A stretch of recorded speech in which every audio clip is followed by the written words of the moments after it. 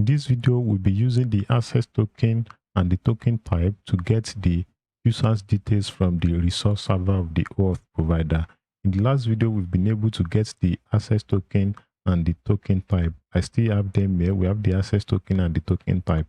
Okay, so we'll now be using this access token to get the user's details from the resource server of the OAuth provider. The details that we can get is covered by this scope that we sent alongside our request initially. Okay, so without further talks, let's start fetching our user. Okay, we are currently in the fetch user function. All right, so first off, let's get our config OAuth configs. Then we're going to be passing the provider to get the specific configuration to this provider, because we'll be needing the user URL now. Okay, you know, we've used the auth URL to authorize our application through the user. We've used the token URL to get the access token. Now we need to get the user's data from the user endpoint. Okay, so we'll be accessing that through the config object in the fetch user function. Okay, so here we're going to have our user. The user is going to be fetch. Okay, so we're going to pass the URL, which is config.user URL. Okay, then we're going to have .then. Okay, but before we start processing our response, we need to pass response.json. Okay, we need to pass some options alongside our request. So this is going to be response. Okay, so here we are going to have some options. Okay, so we have this object. The method is going to be get. If we check the documentation, if you look at the, where is it? Okay, so this is the URL. You can see that they are expecting a get request. Okay, so let's go back to our app. So the method is going to be get. Okay, and we are going to have the headers property. Okay, so in the headers, we need to pass the authorization property, and that is going to contain the token and the bearer. If you check, you see that the token type is bearer. Okay, so I'm going to start with the token type, which is bearer. Token type, I'm going to have a space followed by the access token. Okay, so that is going to authorize our request, so that we'll be able to access the user's data. In this then block, we've handled the response. Now we need to get our data. Okay, so we have under.then. Okay, so here we are going to have our raw data. We also need to validate the data. We always need to validate any data we are getting from an external source, so that an unexpected data structure will not break your code. Okay, so here we are going to be validating our data structure. All right, so we need to create the OAuth user schema. To create the schema, we're going to go to our Zod schemas file. Okay, so here I'm going to define the schema of our expected OAuth users. Okay, so I'm going to have OAuth user schema. Okay, let's call it schemas, because we are going to be combining the schema for both Google and GitHub. And if you want to add extra GitHub provider, extra OAuth providers, you are going to define the expected data structure of their user. Okay, so the data type is going to be of OAuth provider. This is provider, not provider. Okay, so Zod type. Okay, so now we are going to have an object here. Here we are combining both the schema for GitHub and for Google. Okay, so here I'm going to have z.object. All right, let me just run through this so that it doesn't take much time than expected. All right, okay, so this is going to be the schema for our GitHub. We are going to have the ID, which is going to be the GitHub user ID.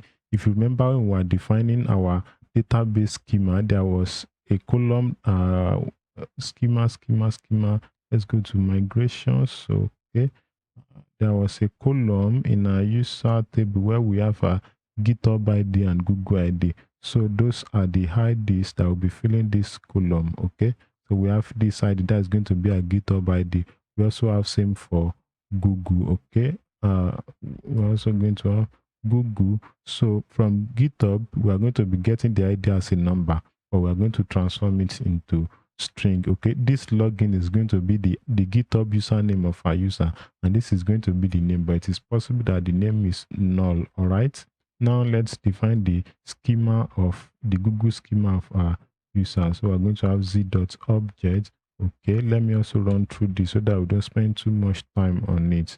So here we have the ID, that is going to be the Google ID. We have the email of the user, the name, the given name and family name. This is going to be the structure of the user data that Google is going to return for us. So we need to import this now into OAuth clients to validate the user structure. Okay, we're going to have const sources. Okay, then we're going to have data. Here we're going to have OAuth schemas. Okay, now we need to save pass it. All right, we cannot save pass it directly because this schemas is an object, so we actually need to get the correct schema for this provider. Okay, so what we are going to do is we are going to have a schema. Let's just say schema. Okay, so that's going to be OAuth schemas. Then we're going to get the schema for this specific provider we are dealing with. Okay, so this is going to be schema. Okay, dot save pass. Then we're going to pass our raw data into that. So here we're going to check if the validation is successful. So I'm going to say if success is not true, then we're going to throw an error. So we have throw new error. Okay, so what I'm going to say, we're going to say invalid let's say user data, or we can say data structure. But if it is successful, then we are going to be returning the data. Okay, now we need to catch any possible error with the fetch request. So here we're going to have error. Okay, so if there is an error, then we're just going to throw the error just like we did earlier. What is the problem? Okay, let's wrap this in a curly braces. Okay, so now after getting the users, you can see we've not used the user for anything. After getting the user, then we need to delete the state from the cookie store of the user browser. Okay, so to do that, we're going to have a cookie store dot delete. We need to delete the state since we've gotten the user's data. Then we don't need the state anymore. So I'm going to say state cookie key. That is going to delete the state. So now we need to return the user's data, but rather than returning user right away, we are going to return a custom object. Then we are going to have ID, which we are going to use to fill either Google ID or GitHub ID, as the case may be. Okay, so we're also going to have email. Okay, so this is going to be user.email. All right, ID does not exist on type promise. Okay, so we need to await for the user. Where is it? So we need to await for the user at where is it? Okay, so we need to await for the user at this point. Okay, so now, okay, but we still have data type any. So let's assert that their data type of a string. Okay, so this is going to be as a string. All right, and also we need to get the name of our user. All right, but this one we're going to be normalizing the name. The reason for that is because there is the possibility that we have user, we have our provider. There's the possibility that our provider might not return name for either GitHub or Google. For GitHub, if the user did not return a name, then we're going to be using the username of the user as the name. All right, so we're going to create the function here to extract out the name. I'm going to have function, then the name is going to be get normal. We should have just get normalized name. Okay, that doesn't make sense. Get normalized name. Okay, talking and typing is kind of tedious somehow. So we are getting we are accepting the user, and we're also accepting the provider. Okay, so here is going to be a generic function. I'm going to have t extends OAuth provider. So t should that be any of those data type. All right, so user is going to be z.infer OAuth schemas. Okay, and to have this because of schemas is an object. Okay, and provider is going to be of data type T. Okay, so now let's create a function. All right, let me close my sidebar.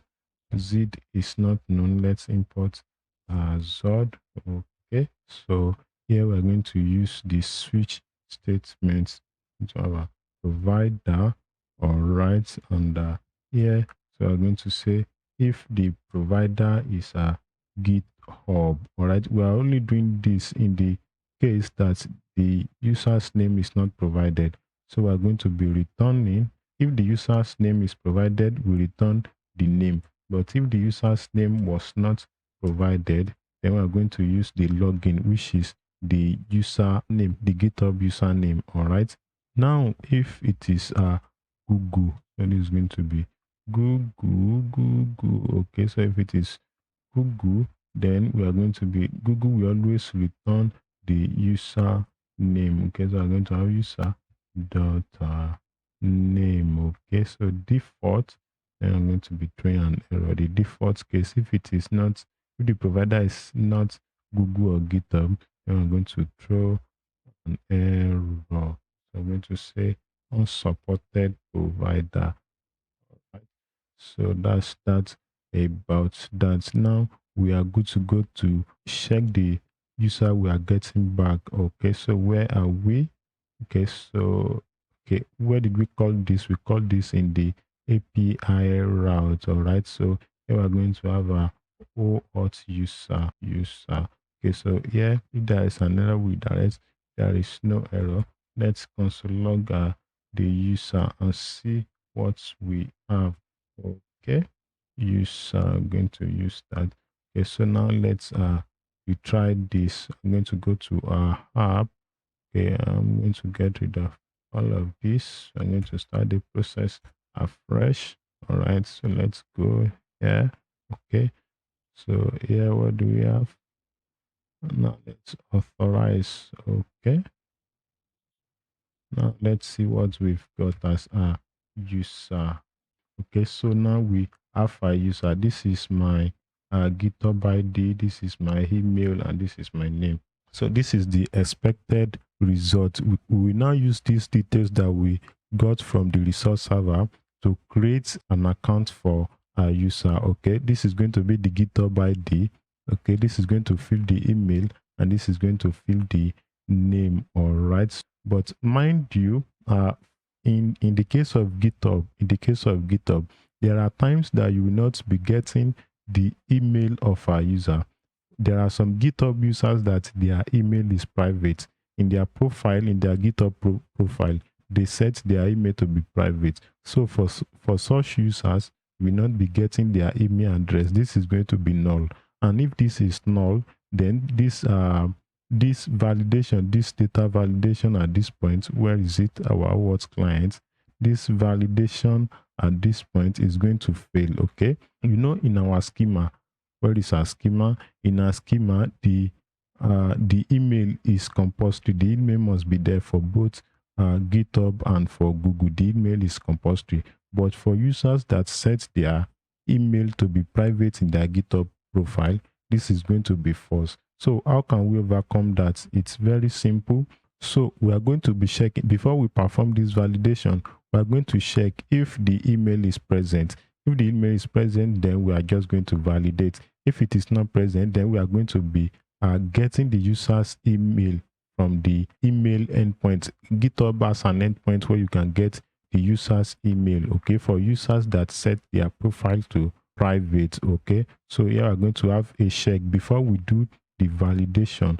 Okay, this only applies to GitHub. So I'm going to say if provider equals GitHub, all right, and the email is null. So we are going to have raw data dot email is equal to null. All right, so this is only going to be true for users that set their email to private in their profile. So if the email is null, then we are going to be getting the user email from the email endpoint of GitHub. So we're going to have email response. Okay, then we're going to have a await fetch. So first off, we're going to provide the endpoint. I'm just going to copy and paste that.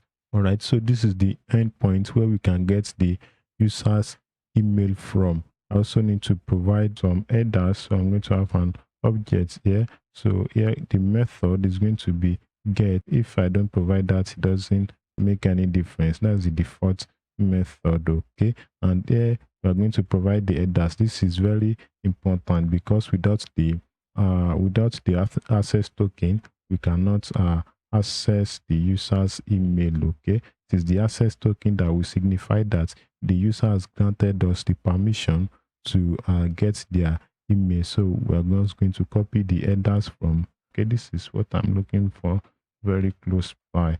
I'm going to copy that and I'm going to paste that here. Okay, so without this access token, we cannot get the user's email. All right, this email response is going to be an array, and the array is going to contain objects. Okay, for users that has many emails in their GitHub. So each object is going to stand for each email address. Okay, and it's going to have a primary designation. The primary is going to be true for primary email, and it's going to be false for other emails that are not the primary email of the user. Okay, so now we're going to have emails will be equal to email response dot JSON. Okay, it is this email that is going to be the array of email. So here we're going to get the primary email of the user. All right, this is just to safeguard for users that set their profile to private. Okay, so here we're going to have the email. This is going to be of is going to be an object, and here we're going to have a primary to be boolean. Okay, what do we want to return? We want to return if the primary email is true. All right, now after getting the primary email, then we're going to set the email property on the raw data. We're going to set it to the primary email. Okay, so I'm going to say raw data.email equals a primary email. So we are, oh sorry, we need to await this. All right, await. Okay, so now this is supposed to be an async function to use await keyword. Now we are good to go. Okay, so now what we just did there is for users that their email is private on their profile. So we check if the email is null. Okay, if the email is null, then we fetch the array of the user emails. Okay, so that is going to return an array. So we get the array at this point, the email array. So here we find the primary email outside of all of those emails. Possibly the user has 2 or more emails. So we got the primary email at this point.